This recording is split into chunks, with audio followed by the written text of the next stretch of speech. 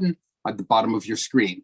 We'll also be finishing this event a little earlier than scheduled at about 3:45, and we'll be taking questions later in the program. So please feel free to use the Q&A feature, and we'll get to those soon enough. Now, this is the third event in a really, I think, inspired series called Securing Our Democracy, and the third in this week, in fact.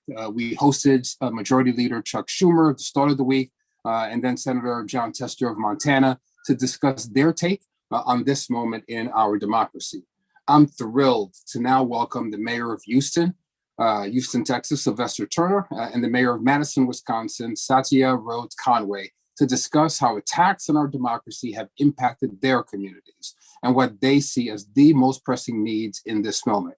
But first, if I can, just a few words for some table setting to really set up our discussion. This has been a vital week in the effort to safeguard voting in America. The president went down to Georgia and made a clear case for just how important it is to pass the voting rights legislation. He challenged members of the U.S. Senate directly and said that they must stand and declare where they are at, not just for the moment, but for the ages. President Obama penned an opinion piece on calling those in the Senate to rise to the occasion to strengthen the foundations of our democracy. At the same time, Senator Schumer has been fighting with fierce urgency to bring the Freedom to Vote Act and the John Lewis Voting Rights Advancement Act to the Senate floor, despite incessant efforts by Republicans to weaponize the filibuster and block the bills from even being discussed. All this comes in the wake of a years-long campaign waged by Republicans, accelerated by the former president's big lie to undermine and undercut our democratic system. 2021 has seen 19 states pass laws that make it harder to vote or easier to sabotage elections.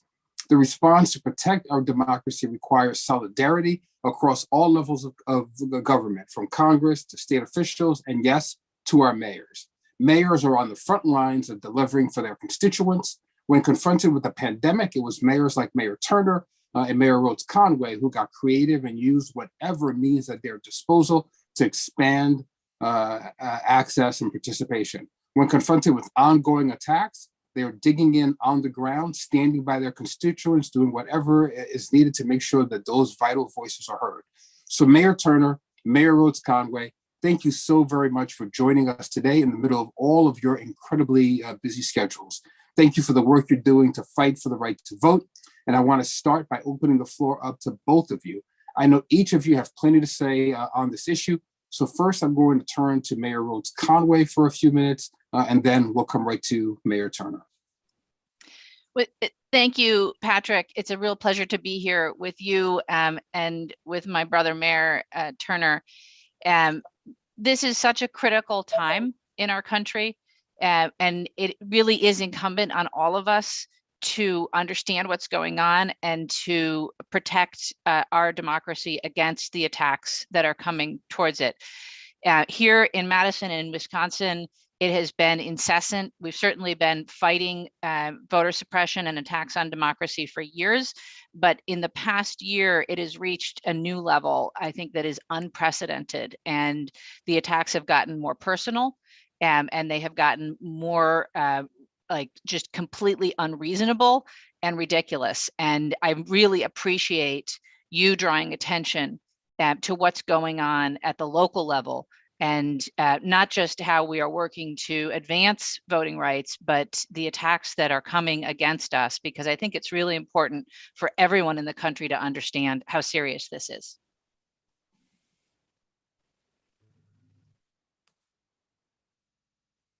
Mayor Turner, the floor is yours. Thanks, Patrick. And let me also start by thanking the Center for American Progress Action Fund, yourself for hosting Mayor Rhodes-Conway and I today. And Mayor Rhodes-Conway, it's good to be with you. And as we said earlier, we'll be seeing each other again after this particular panel discussion. Look, let me echo what Mayor Rhodes-Conway said. I agree 100%. This goes to the heart of our democracy. When you take away people's right to vote, you're really undermining everything else. And so if we don't get it right here, then all of us are impacted. And it's not just one group, it's everyone, every American as at stake. I would tell you that here in Texas, even prior to the 19 bills, including Texas, that were passed in 2021, Texas has had some of the most restrictive voting bills in the entire country. For a long time, this state has required 2 forms of voter ID. And on top of having already some of the most restrictive bills, legislation, in the past, in 2021, the Texas legislature went even further. When you think you've gone as far as you can in restricting, Texas has proven, no, we can go even further. So we've eliminated drive-through voting. We've eliminated something that we put in place locally, 24-hour voting, especially for shift workers, which was utilized quite by many. That's gone. Texas has restricted the number of drop boxes, and we have one of the Harris County is, I think, it's the largest geographical area county in the United States. Well, they've reduced those drop box locations to 1. Texas has said that you cannot even send applications for your early mail-in vote to eligible persons. That's gone. They have to request them themselves. They have enhanced the power of partisan poll watchers. They have imposed civil and criminal penalties. And I can go on and on and on. So when I see what's happening in DC and looking at what has already occurred in Texas and in other states across the United States, I'm deeply concerned. So I look forward to the conversation. Thank you so much for both of those perspectives. I'm going to just jump right in with you, Mayor Turner, and then I'll go to Mayor Rhodes-Conway. Can you I want, if you can, Mayor Turner, for you to pull back a little bit, give us a little bit of the sweeping arc of history. I've heard you speak in the past really passionately about your own experience growing up in segregation, growing up in the Jim Crow era. You've now gone on to extraordinary success in academic life and business world and here in the political world. How is it that we're now in a place where you can be elected the mayor of Houston, and yet Texas is the hardest state to cast a vote in the country? An analysis of state voting laws by Northern Illinois University and Jacksonville University concluded that it's harder to cast a ballot in Texas than in any other state in the country. How did we arrive in this moment in Texas, given the extraordinary progress we've seen on the access to the ballot and the expansion of our democracy in your lifetime? What happened here? Well, if we're not careful, time will repeat itself. If we don't remain vigilant, you can't assume that just because you've taken a step forward, that if you don't protect what you've done, that you then can take 2 steps backwards. And so we have seen this before. This country has experienced Jim Crow before. Now we're experiencing Jim Crow 2.0. Okay, you can make progress, but if you assume that there are still not people, forces, personalities that want, number one, they didn't want it to happen in the first place. And it's not like they just go away and stay away. You have to constantly remain vigilant. You have to continue to be that watch person on the wall, protecting this democracy. And if you don't protect this democracy, you can lose it. You can lose it. And right now, to be honest with you, I'm very concerned. I didn't become, for example, the second mayor in a 185-year history of this city just because I'm so bright and smart. I became mayor because there were many people who sacrificed, bled, suffered, and died to make that happen. I just happened to be the second African-American mayor in the 185-year history of this city.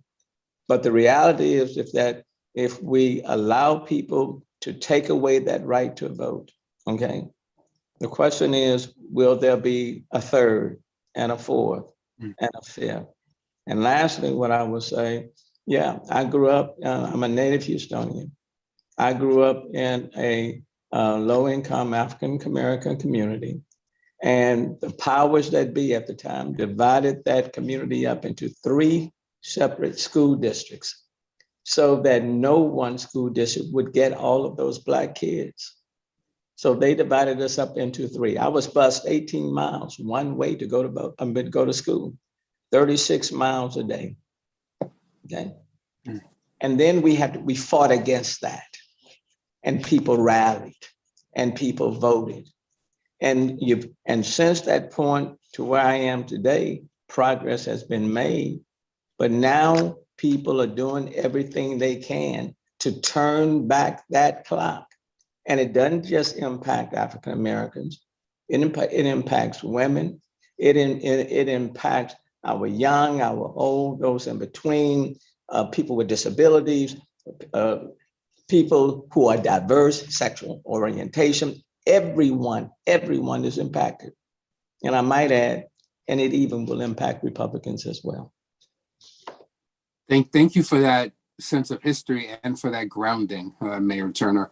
Mayor Rhodes-Conway, I'm going to visit some history with you as well, but it's more recent history, history from last year. I'm hoping that you can give our audience a sense of how even innovations that were taken up during the pandemic have now been distorted by conservatives in a way to kind of shut down access to the ballot.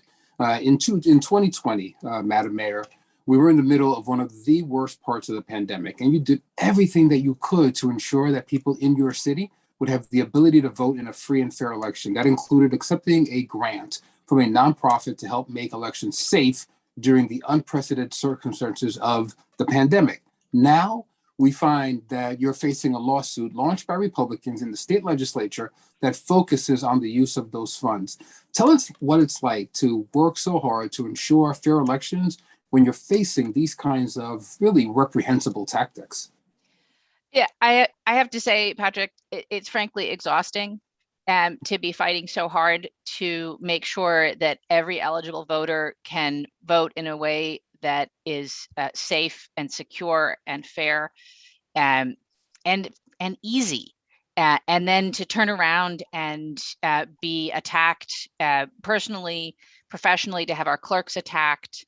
The level of what we're dealing with is just unprecedented. We have reams of open record requests. Our clerks have been harassed in numerous ways. We've had many complaints. We've had lawsuits, and then now we have this ridiculous, and I have to use air quotes, investigation that's being run by Attorney Gableman at the behest of Representative Voss. Wisconsin is unique in a number of ways. We're a battleground state. We run our elections at the municipal level, but we were also unique in 2020 because we actually had an election in April of 2020, which was, as you say, in the midst of this brand new global pandemic.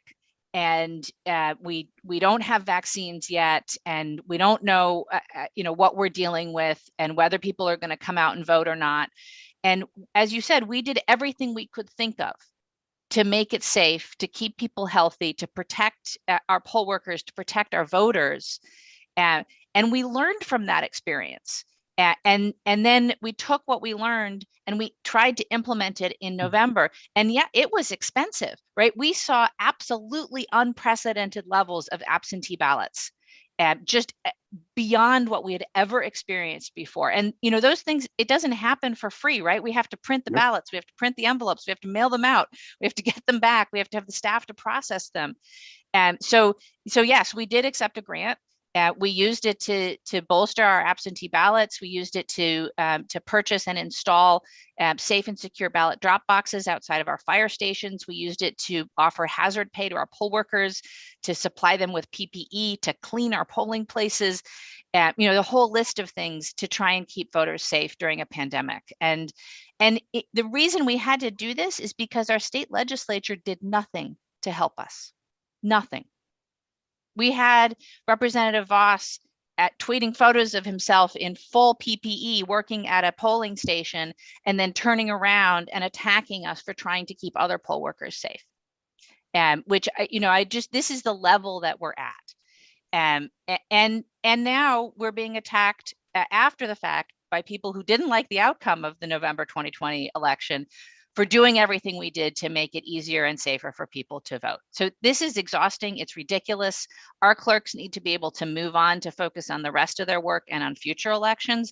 But unfortunately, we're still fighting over the 2020 election here in Wisconsin. And I am being personally attacked and threatened with jail time for doing everything I could to make sure that people could vote safely and fairly. Your efforts have been nothing short of heroic. I'm terribly sorry that you are personally being attacked and vilified in this way and going through this, but we've seen exceptional strength from you in your time in office and before as an academic and an activist. And we know that you should know we all have your back in this moment. I have a political question for both of you.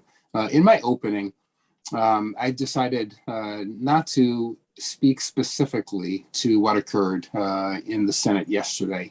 That was really seismic and that has set back the conversation that we're having about the floor debate and then the vote for these bills. But I'm going to discuss it with you both now. I'm going to ask both of you your assessment of this moment. Yesterday, we saw Senator Sinema from Arizona take to the rostrum before President Biden arrived to speak with Democrats on Capitol Hill. And she said that while she was for both of these bills and thought that they were important, she thought it was much more important to preserve this arcane procedural rule in the Senate called the filibuster.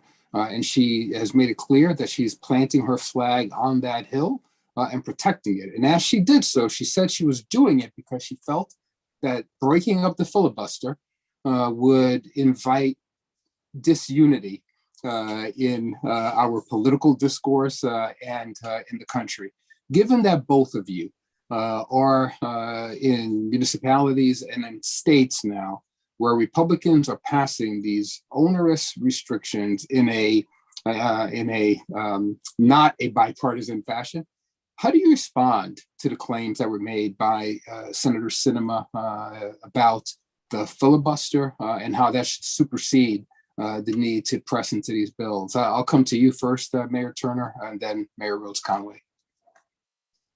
Number one, the filibuster rule was put in place for the wrong reasons anyway. When you look at its origin, the filibuster rules were used to deny people their right to vote, to serve to block civil rights legislation and others. So it was used in the wrong way. It was a rule put in place, but not for good intentions. And now it's a rule put in place to prevent the passage of the very same bills that people years ago tried to deny. Okay, let me give an example in Texas. I served in the legislature for 27 years. And there was a rule in the Texas Senate that said in order for a bill to pass in the Texas Senate, it had to require 2/3 passage, 2/3 vote. And they did it, and it was put in place for bipartisan purposes to prevent, quote unquote, the passage of bad legislation, and it was to drive bipartisanship, 2/3 rule. And it had been in place for a long time. You know when that was changed? It was when Republicans in the Texas Senate wanted to pass voter ID bills, and that 2/3 rule was blocking. You know what the Republican lieutenant governor did in Texas? He modified it twice until he lowered the threshold to get those voter ID bills passed. And they are now in law. This was in the Texas Senate by the Republican lieutenant governor in Texas, who said, history be damned. I'm not going to allow this rule to keep us from passing these voter ID bills. So when Senator and Senator Manchin say that they want to protect the dignity of the United States Senate, the rules, okay? At whose expense, I might add? Mhm. At whose expense? And who will pay the price when you are preventing the Freedom to Vote Act and the John Lewis Voting Rights Advancement Act from passing? Look into the faces, for example, of people who have suffered and died in order to fight for the right to vote. And then you're going to tell me that you want to protect the sanctity of the United States Senate at the expense of people not being able to exercise their fundamental right to vote? What is most important here? Okay? And so I'm frankly, I am offended by that. I think it's repugnant, and you cannot say that you are for the Freedom to Vote Act and the John Lewis Voting Rights Advancement Act, but at the same time, you're going to keep the filibuster in place that deny the passage of these bills. You can't. No. I am sorry. And I don't care what label you have, whether it's an R or a D, when you stand in the way, or when you stand on the side of those who are restricting and suppressing people's right to vote, you stand on the side of wrong. I don't care who you are. Can I get an amen? You know, I was about to say the same thing, Mayor Rhodes-Conway. Every time Mayor Turner really gets going, I feel like the church should come in with the amen. So That's indeed, right. indeed. That's right. I couldn't agree more with Mayor Turner here. Just a few things. First of all, I can't imagine the divide getting worse or the discourse getting worse. I don't know what world Senator Sinema is living in, but it's bad already, right? There is already a divide. It's not going to get worse by taking away the filibuster to protect voting rights. And also, I don't know what dignity the Senate has left to protect, frankly.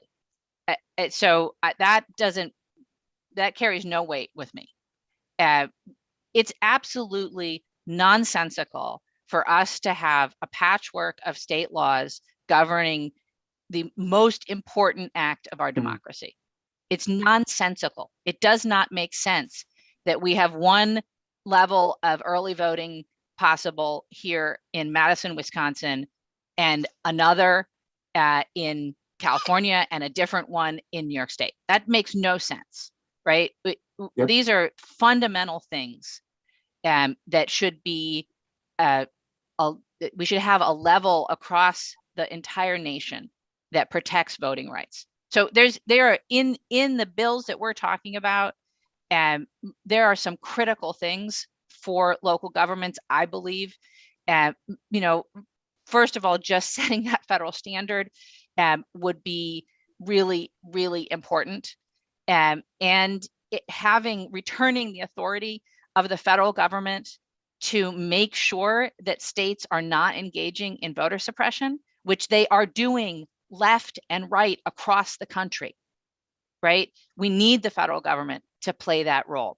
But also, we need the federal government to set a standard on voter registration, on voting by mail, on early voting. That would end some of the fights that we're seeing between cities and state governments at this point in time, and allow us to focus on, within those parameters, making voting safe and easy for everybody who's eligible. And last, but certainly not least, ending gerrymandering would transform politics, certainly in Wisconsin, but I think across the country. And in Wisconsin in particular, it would end the dominance of anti-city politicians in our state house. And that would be just transformational for the city of Madison. Right now, the majority in the Wisconsin State House, frankly, hates the city of Madison and looks for every excuse to punish us. I tie that directly back to gerrymandering. So it is, there's no excuse for these senators. And I don't just single out Senator Sinema and Senator Manchin, although certainly what they're doing is repugnant. But it's all of the senators that have an R after their name as well, because any single one of them could step up and could stand for democracy and could understand that what we're trying to do to make it safe and easy to vote is not partisan, right? There is no evidence that vote by mail it favors one party or another. There's no evidence that ballot drop boxes favor one party or another. These are fundamental pieces of democracy that everyone should be supporting, no matter what party they belong to. And there are many people in the Senate that could make a difference here. And if I can add on just to Please, that, please. because I agree with Mayor Rose-Conway, is that the Republican senators cannot hide behind Senator Manchin and Senator Sinema. You cannot, okay? Because wrong is wrong, and you don't get cover, okay? You don't get cover here because time will judge us all. And what I would say to Senator Schumer is that it is time for the Senate to vote, even if the vote falls short. Let them vote. Let the senators, every last one of them, declare where they stand.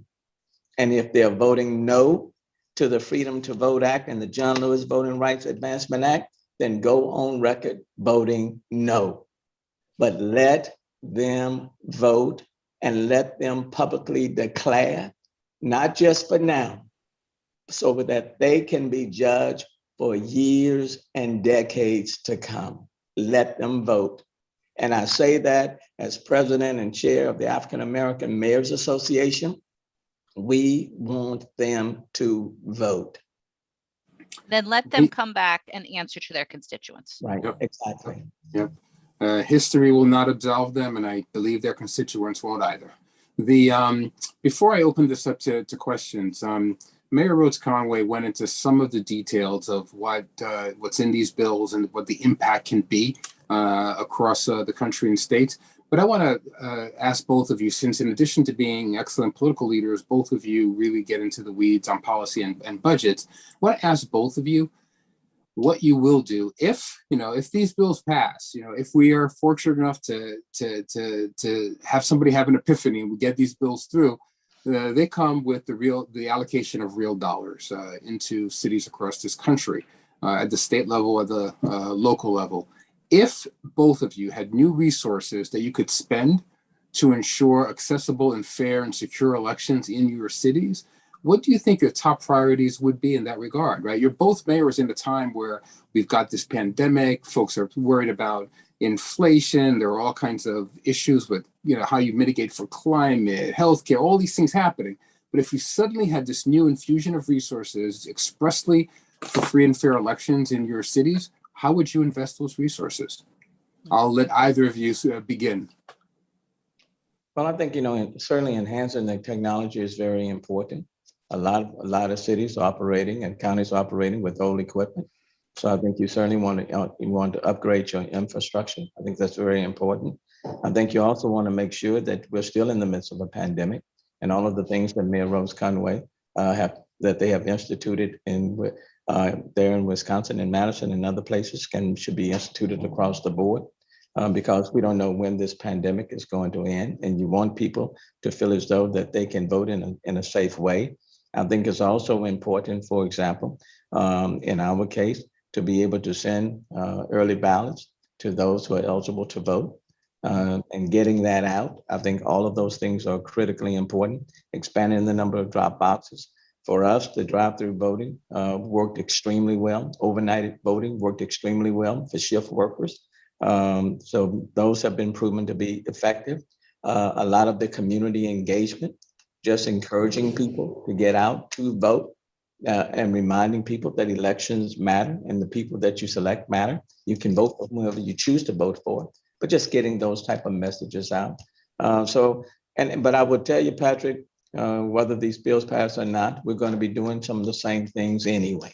Okay. Yeah. We're going to be doing, because you just can't say, these bills, the bills didn't pass in the United States Senate or in Congress, and Texas, passed voter restriction bills. So, woe is me. And we still have to find ways of mobilizing and getting people to the polls so that they can exercise their right to vote And we're going to look for every opportunity to do just that, regardless of what the outcomes may ultimately be. Yeah, I completely agree with Mayor Turner.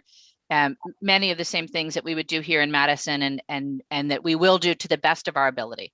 But if we did have funds coming in specifically for elections, I would include paying poll workers hazard pay as long as the pandemic is going on. We would look to secure more polling places and to pay to make them COVID safe, whether that's cleaning or infrastructure, or taking it outdoors. You know, we did have success last year in doing outdoor voting in front of our libraries and in other locations. So we'd look to build up our infrastructure to do that. You know, we'd buy PPE so that we could provide it both for poll workers and for voters if they need it. We'd ensure that we had an adequate supply of absentee ballots and the related supplies for that and the staffing that takes. And, you know, we would look to, you know, I haven't met every municipal clerk in the country, but I do maintain that I have one of the most, if not the most creative municipal clerks in the country. And she and her staff are always looking for ways to reach voters and to encourage participation in democracy. And they year round work on voter education and making sure that people get registered to vote and that they understand what their options are, how they educate themselves about what's on the ballot, and then how they cast their ballot. And so we would continue to do that, but do more of that to make sure that we're reaching into every corner of our city and educating voters about their rights, about how they get registered, about how they cast the ballot, and making sure that it is, again, easy and safe for every single eligible voter to cast their ballot in every single election. And the other thing, and if I can add to that, one thing that I had mentioned earlier, for example, in the state of Texas, we don't have online registration, voter registration. Yes. You still have to register 30 days before. Okay. So we don't even have same day. You can't register 2 weeks. It has to be 30 days out. We don't have online registration. So all of those things we have to factor into account in getting people motivated and engaged and participating in the process. So you know, I have to just say that despite the dire circumstances we find ourselves in, both of you just gave me cause to smile and feel a little elated. I've worked at every level of government, and I've always most appreciated working with mayors because there's a specificity that you have and a sense that you just have to deliver irrespective of what the federal government's doing, that both of you just gave evidence of, and that's really inspiring and motivating. Mayor Rhodes-Conway, when you spoke before and delineated some of what's in these bills, you mentioned gerrymandering, which is a profound challenge across the country and certainly in both of your states. Certainly in Texas, the Republican legislature just locked in maps that will give Republicans an advantage well beyond the next decade. I want both of you to help our audience, those who are in Wisconsin and Texas and everywhere else around the country who are listening, understand what's happening in your states right now with the creation of the maps, with the gerrymandering, and what concerns they should have. And then we're going to open up to the audience. I'll start in Wisconsin and then come back to Texas.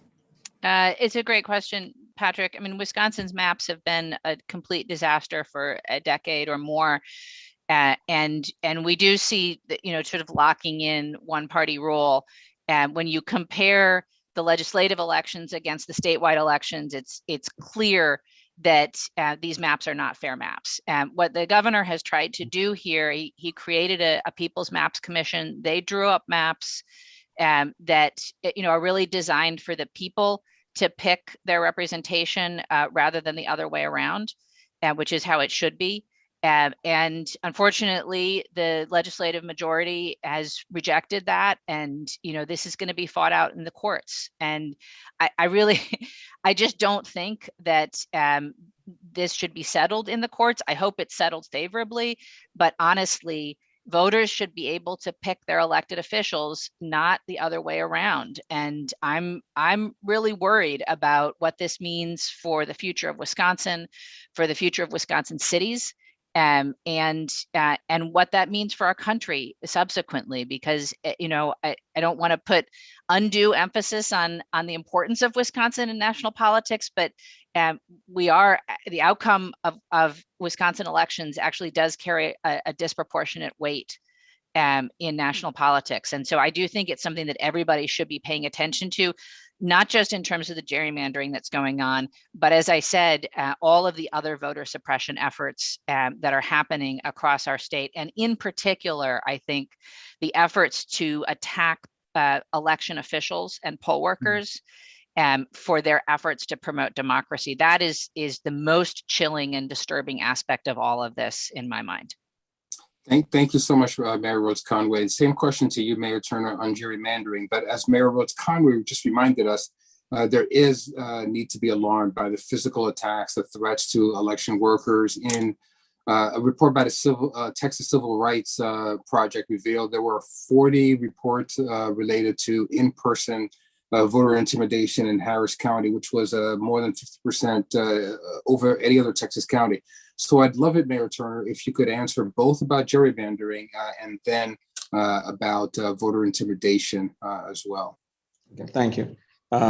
Patrick, based on the last census, the state of Texas grew by more than 4 million voters. That growth was primarily attributable to people of color, primarily Hispanics, followed by African Americans, Asians. But when you look at the maps that were drawn in this last legislative session, it was primarily Republicans, Anglo at that, that benefited. They are the ones where their districts increased in number, okay? And in districts, as relates to people of color, that diversity was packed into fewer districts. So the state population grew by more than 4 million, but it is not reflected in the districts that were drawn either by the Texas House level, the Senate level, congressional level. So that growth was locked into fewer districts, which means people were denied their right of representation. Let me put it that way. When you combine that to the voter restricted bills, then that's two ways of reducing, okay, the influence and the impact of people primarily in your urban centers in the state of Texas, okay? So it makes it even doubly worse. Voter restriction laws, cutting back on one end, the gerrymandering, wiping out the growth in this state primarily by people of color, and yet fewer people of color are being represented in these. Their voices are being shortchanged.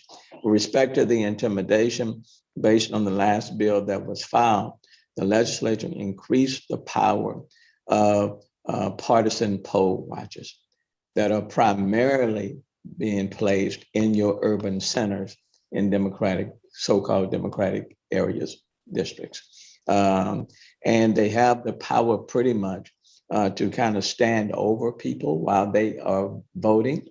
And it even works against, for example, people with disabilities who may need assistance.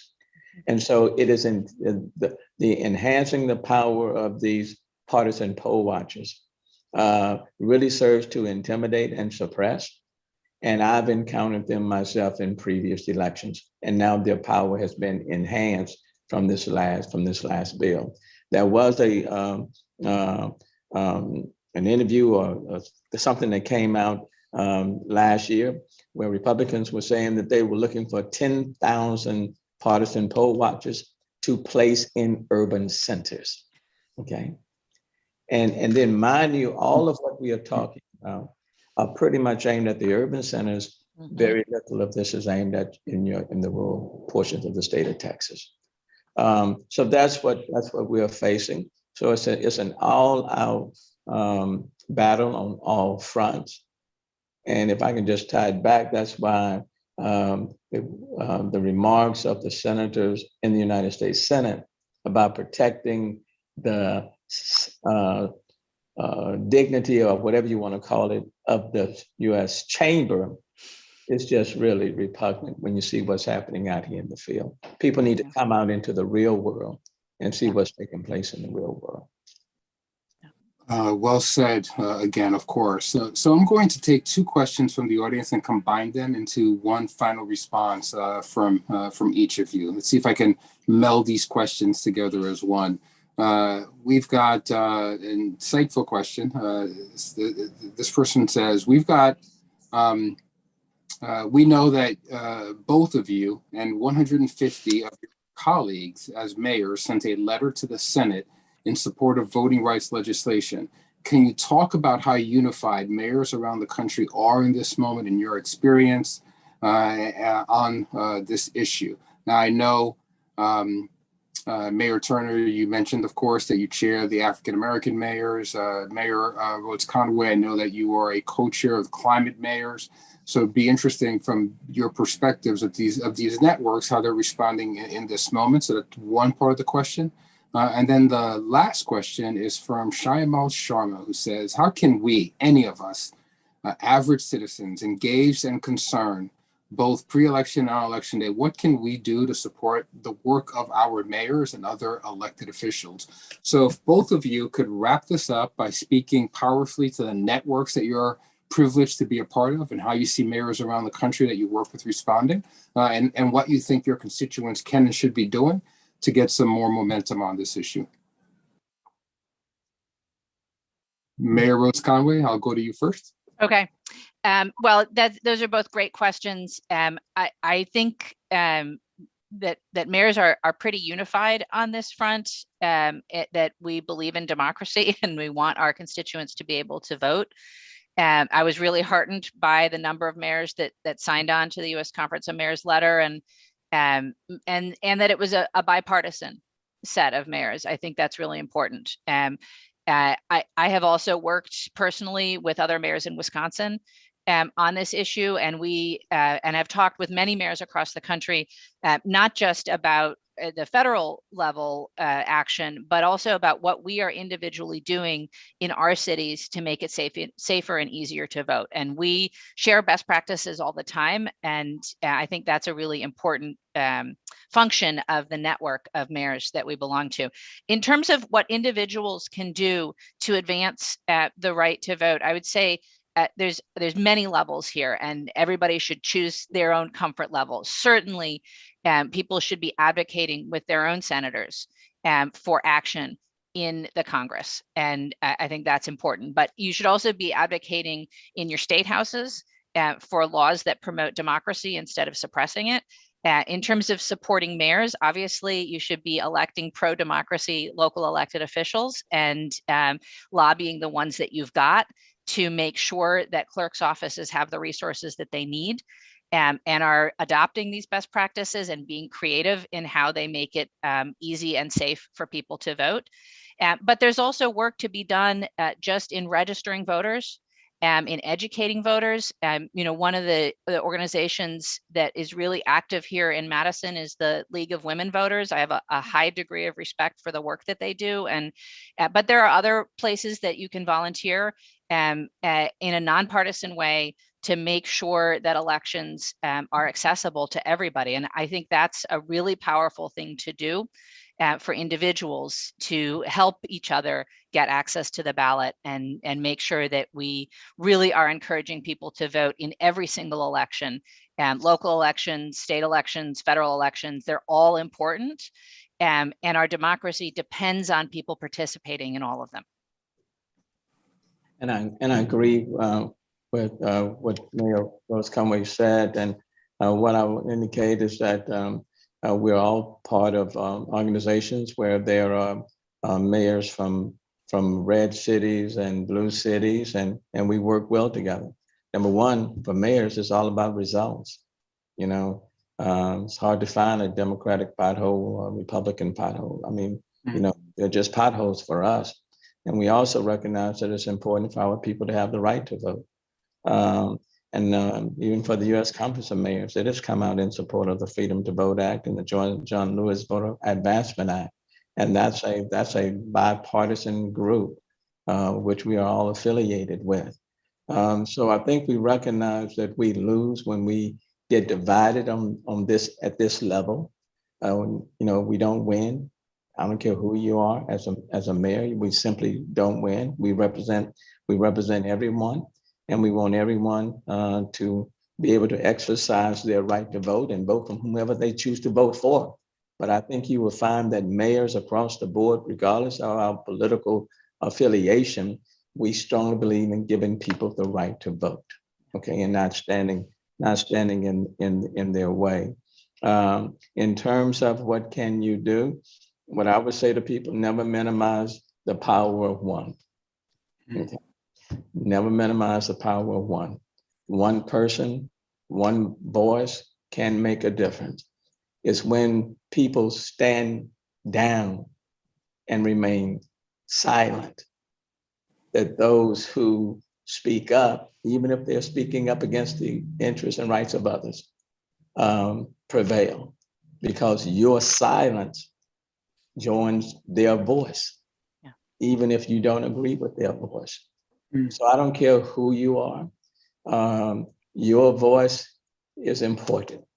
Just like everyone has that vote, that one vote is important, but you should have the right to exercise that one vote, okay? But if I voluntarily choose not to vote, then I have silenced myself, okay? We don't need to put in place any institutional or structural rules that deny you the right to exercise that one vote, which happens to be your voice. And so what I would say to people, speak up and exercise your, they may make it difficult for you to vote in a sense. That just means you just have to speak louder, okay? And the rest of us have to join in. And then and we're not doing it alone. People with disabilities, organizations representing their interests are standing up. The ADL, they're standing up. Labor groups are standing up. Women's group, the mayor mentioned League of Women Voters, they're standing up. We just have to recognize that when the rights of one are minimized, all of us are minimized, okay? So don't assume that we're out of this. We are all interconnected in this struggle, and we all have a responsibility to protect one another's interests, because ultimately you're protecting your own. So I give it back. Indeed. Well, thank you, Mayor Turner. Thank you, Mayor Rhodes-Conway. Both of you took us to high mass. That was both well-informed and incredibly inspiring. We addressed a lot of areas today, and both of you made it clear that voting rights is not just a national debate. It is a hyper-local issue. It's a city issue. It affects communities like yours, where people are just working hard, playing by the rules, and want a fair shake in this democracy. Congress has to step in, they have to lead now, and they have to act. So thank you both. Thank you as well to our audience. Thank you for your incredible questions. We said at the beginning that this is just a part of a series of events on securing our democracy. So stay tuned for further announcements about more conversations that we're having as we keep the pressure on and as we force every senator to get on all 10 toes to tell us where they stand. Thank you both so very much. Stay safe and stay well. Thank you, Patrick. Thank you. See you in a bit, Mayor. You guys